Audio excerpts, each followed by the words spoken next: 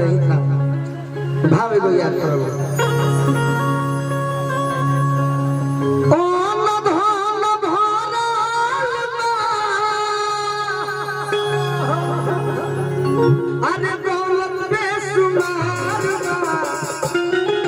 रुपया पैसा भरल होके बाकी प्रभु जी के कृपा ना रही तो बोलू जब तुम बोली के बाद बचते ना को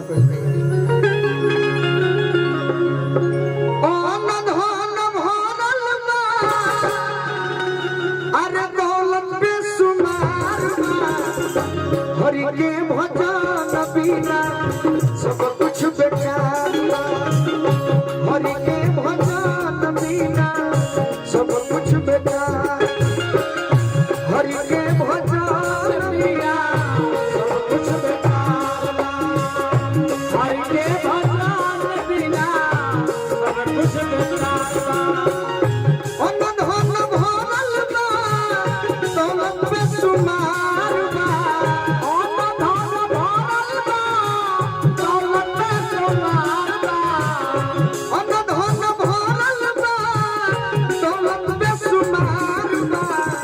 के भजन बिना सब कुछ बेकार हरि के भजन बिना सब कुछ बेकार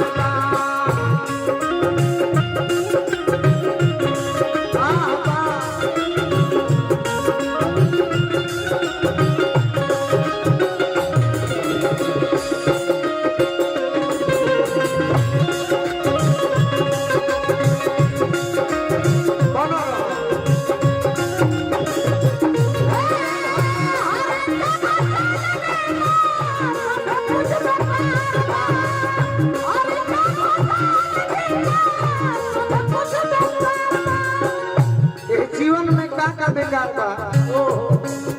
गौर करे के बा। आज भोजपुरी जगत के बहुत ही सुंदर नारदी गौनई के बहुत सुंदर कलाकार नारदी गौनई के प्यास के आवाज कोई सुनो रहे जानकारी बेसी होला ऐसे हमनियों के खास करके हम इज्जत करेला हमरा बाग भैया आई बने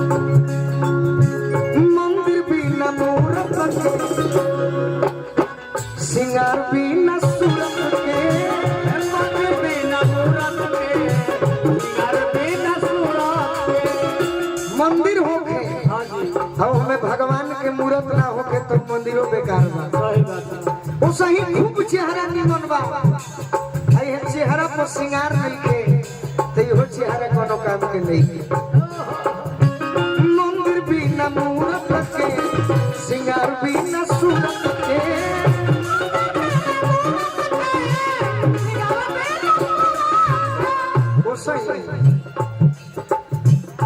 बात बिना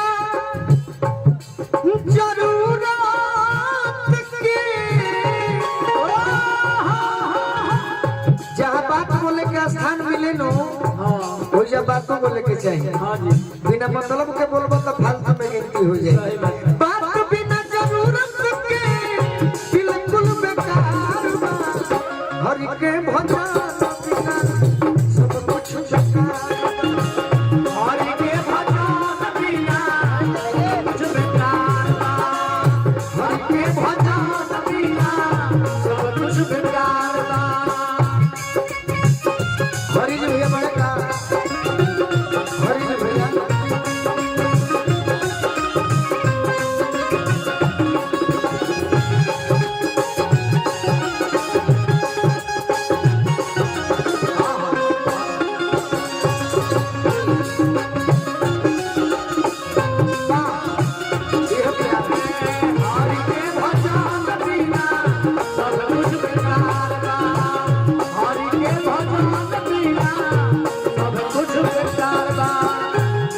अगर हमारा हरि जी ले जाओ हो बस तो मैंने